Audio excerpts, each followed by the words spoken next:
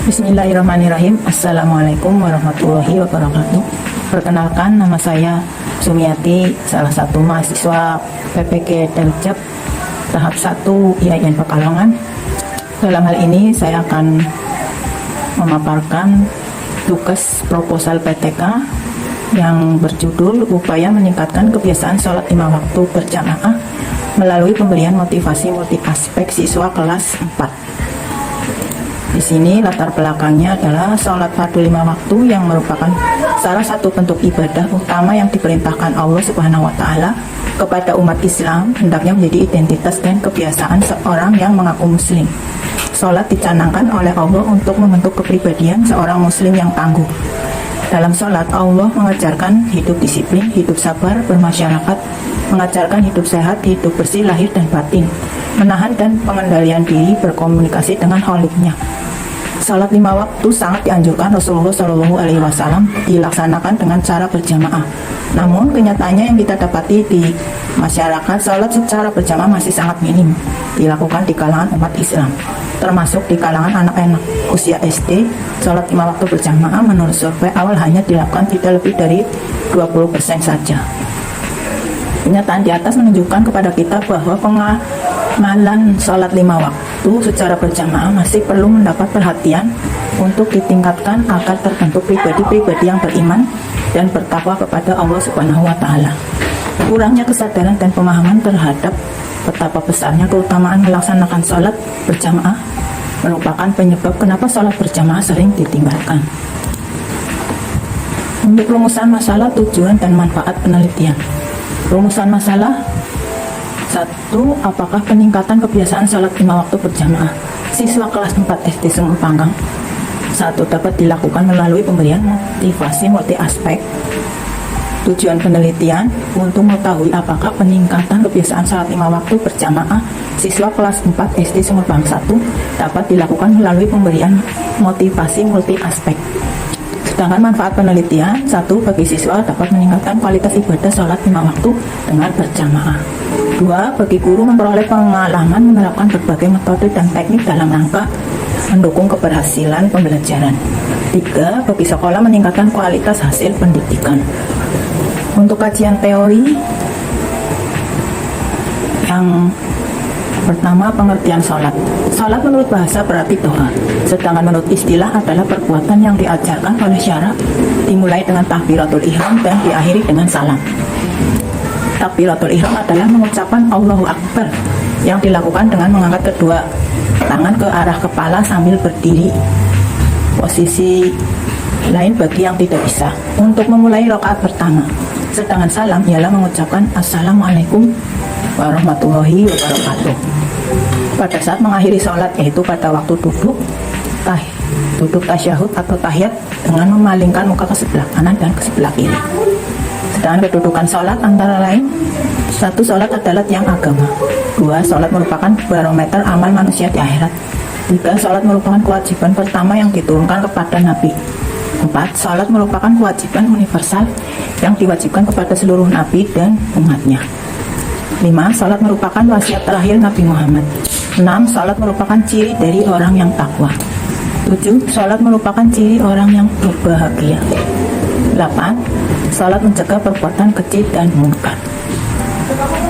Pembahasan tentang motivasi multi aspek. Motivasi merupakan dorongan, alasan, kehendak atau kemauan, suatu daya penggerak dalam diri seseorang yang mendorongnya untuk melakukan tindakan tertentu dan memberikan arah dalam mencapai tujuan, baik dorongan atau rangsangan dari dalam maupun dari luar diri seseorang. Dari definisi di atas dapat dilihat bahwa 1. Motivasi dimulai dari adanya perubahan energi atau tenaga dalam diri pribadi seseorang. 2. Motivasi ditandai dengan timbulnya perasaan yang mengarah tingkah laku seseorang. 3. Motivasi ditandai oleh reaksi-reaksi untuk mencapai tujuan. Menurut Swasta dan Sukadjo mengemukakan bahwa 1. Motivasi positif merupakan proses untuk mempengaruhi orang lain dengan cara memberikan penambahan tingkat kepuasan tertentu, misalnya dengan memberikan promosi, memberikan insentif atau tambahan penghasilan. 2. Motivasi negatif merupakan proses untuk mempengaruhi orang lain dengan cara menakut-nakuti atau mendorong seseorang untuk melakukan sesuatu secara paksa. Motivasi multi aspek. Motivasi multi aspek terdiri dari kata motivasi, multi, dan aspek. Yang dimaksud motivasi adalah unsur yang mendorong seseorang untuk menggerakkan, mengerjakan sesuatu. Multi aspek artinya beragam bentuk. Multi aspek yang kami maksud di sini antara lain motivasi melalui kajian sholat, melalui kajian diri siswa, melalui kajian nikmat, melalui pemberian reward. Metodologi penelitian.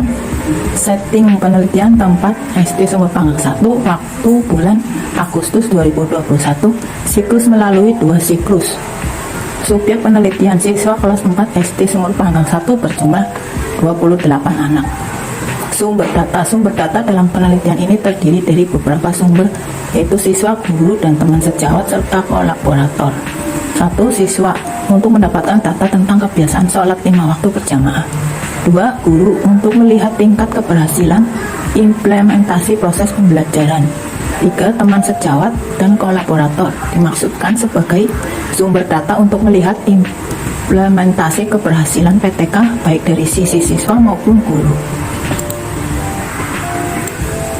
Teknik dan alat pengumpulan data.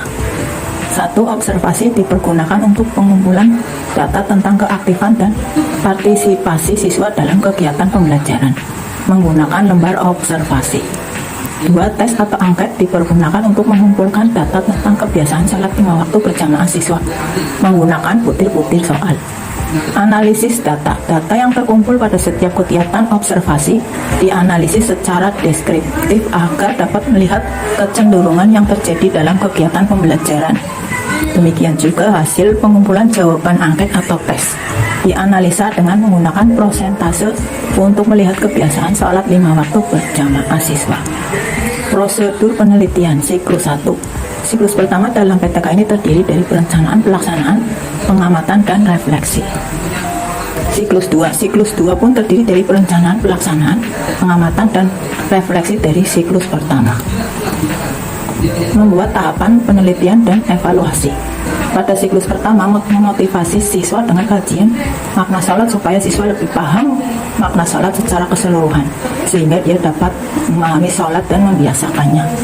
Pada siklus pertama diambil sebagai acuan siklus kedua, siapa berubah menjadi lebih baik atau sebaliknya menjadi malas. Maka pada siklus kedua ini sudah diadakan pendekatan yang intensif kepada siswa yang berubah menjadi malas. Di samping itu, memotivasi dengan kajian nikmat yang diberikan Allah baik bersifat pribadi atau bersifat umum. Dari evaluasi siklus kedua, hasilnya adalah peningkatan, namun masih ada siswa yang cenderung turun. Maka pada siklus ketiga saya analisa beberapa pribadi yang cenderung cuek, serta diadakan pendekatan dengan memanggil serta mengoreksi informasi, dan melalui informasi diadakan motivasi yang sesuai dengan siswa yang bermasalah tersebut. Demikian penjelasan tentang tugas PTK yang saya kerjakan, dan saya akhiri dengan bacaan alhamdulillahirabbil alamin. Sekian, semoga bermanfaat. Wassalamualaikum warahmatullahi wabarakatuh.